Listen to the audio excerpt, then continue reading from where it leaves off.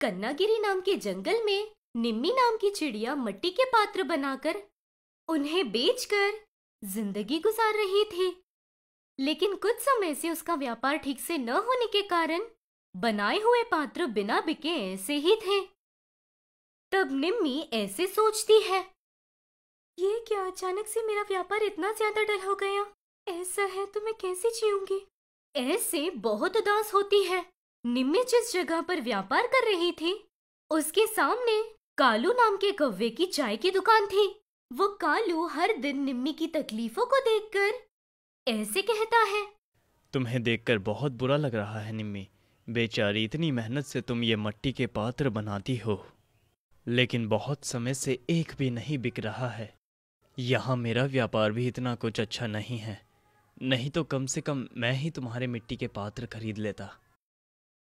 व्यापार तो ऐसे ही होता है ना भैया, ऐसे भी दिन देखने पड़ते हैं। वैसे भी मेरे बारे में आप सोच रहे हो ना, मैं उसी में खुश हूँ। ऐसे कालू का शुक्रिया अदा करती है। इस तरह निम्मी पर बहुत ज्यादा गर्व करता था कालू कौवा। कुछ समय बीतने के बाद व्यापार बिल्कुल न होने के कारण निम्मी गौरैया बहुत गरीब हो जाती है। फिर भी हिम्मत हारे बिना व्यापार करती है। लेकिन वो जो भी मटके बनाती थी वो एक भी नहीं बिका करते।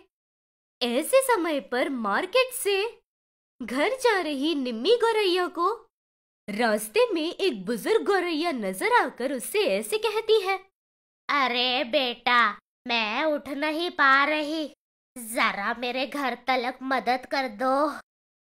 ठीक है दादी, कहाँ है घर? अरे, यहाँ से 30 किलोमीटर की दूरी पर है। इतनी दूर तक आपको कैसे छोड़ूंगी मैं दादी।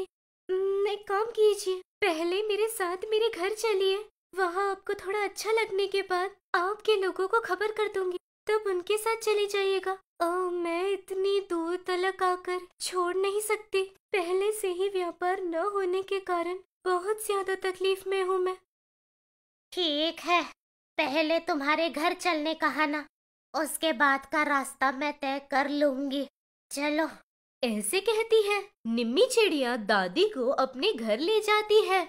घर जाने के बाद चिड़िया दादी ऐसे कहती है, हम लोग घर तो आ गए, लेकिन बहुत भूख लगी है बेटा, कुछ खाने के लिए दे दो। कहा था ना दादी, मेरे पास देने के लिए कुछ नहीं। सर छुपाने के लिए बस घर है, लेकिन पेट भरने के लिए घर में अन्न का दाना नहीं। चाहो तो आप रसोई घर में देख लो।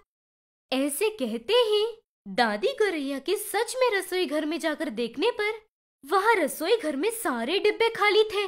बाहर निम्मी गौरैया ऐसे सोचती है, बेचारी दादी से कैसे कहूँ मेरी गरीबी के बारे में। सच में घर में सब खत्म हो गया है, ऐसे सोचती है। उतने में दादी चिड़िया के जोर से चिल्लाने पर घबराते हुए निम्मी चिड़िया रसोई घर में जाती है। क्या हुआ दादी, इतनी जोर से चिल्लाई आप? क्या हुआ, क्या कहती हो? घर में इतना सामान रखकर कुछ नहीं है कह रही हो? ऐसे कहती है।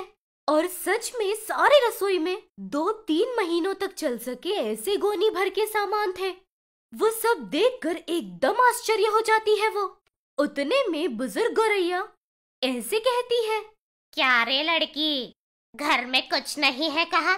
देखने पर तो इतना कुछ है। मुझे भी कुछ समझ नहीं आ रहा दादी।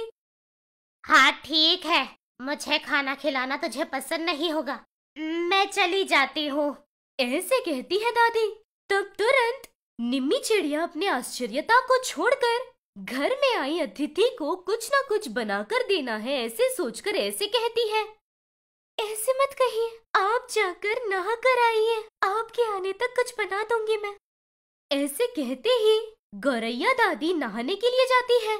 निम्मी चिड़िया अचानक से घर आए हुए सामान के बारे में भूलकर गौरैया चिड़िया को खाना बनाकर देती है। ऐसे उस दिन से उनकी जो भेंट शुरू हुई वो रिश्तेदारी में बदल जाती है। गौरैया दादी हमेशा के लिए निम्मी के साथ रहती है। दूसरी तरफ निम्मी के वो मिट्टी के पात्र बहुत अच्छे से बिकते हुए अचानक से उसके व्यापार में बहुत फायदा होने लगता है। ये सब देख रहा कालू कौवा ऐसे सोचता है, ये क्या, अचानक से ये निम्मी की जिंदगी इतनी ज्यादा बदल गई है।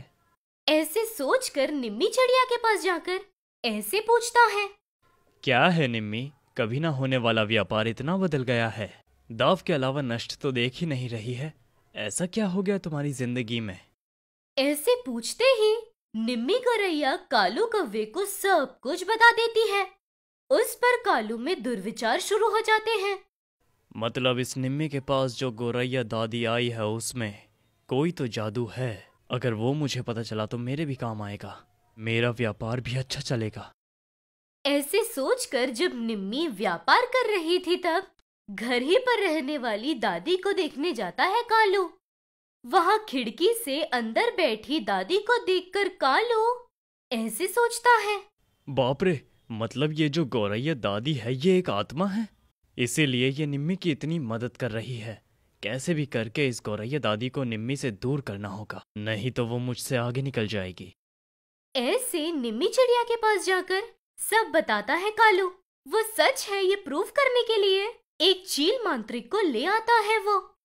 तब वो चील मांत्रिक अपनी शक्तियों से चिड़िया की आत्मा को कब्जे में करके ऐसे पूछता है। क्यों तुम इस निम्मी चिड़िया के पास आई हो, मार डालने के लिए? नहीं, उसे हानि पहुंचाने के लिए नहीं आई हूँ। तो फिर क्यों आई हो? निम्मी चिड़िया को देखने पर मुझे मेरी बेटी याद आती है। वो भी मेरी बेटी की तरह ही सबकी मदद करती रहती है। हर काम वो बहुत ही मेहनत और लगन से करती है। ऐसे में उसे तकलीफ में न देख पाकर मदद करने आ गई मैं।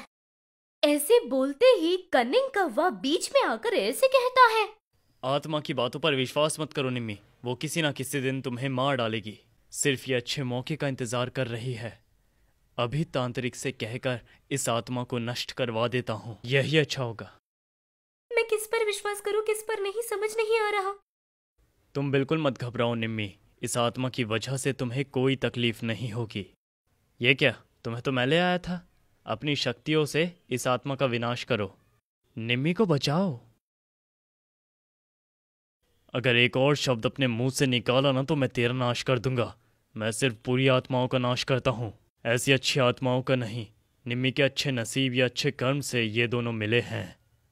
अगर उसे खराब करने की कोशिश करोगे तो तुम्हें ही खतरा है। ऐसे बोलकर उस आत्मा को अपनी शक्तियों से मुक्त करके चील वहां से चला जाता है। निम्मी चिड़िया को उसकी मदद करने के लिए आई हुई एक आत्मा है ये जानने के बाद वो बहुत खुश होती है। लेकिन निम्मी की नसीब को देखकर जलने वाला काला कौवा उस आत्मा को निम्मी से दूर नहीं कर पाया, इसलिए बहुत ज्यादा उदास होता है। इस तरह निम्मी गौरैया के लिए आई हुई आत्मा उसकी तकलीफों को दूर करके उसकी जिंदगी बहुत अच्छी कर देती है।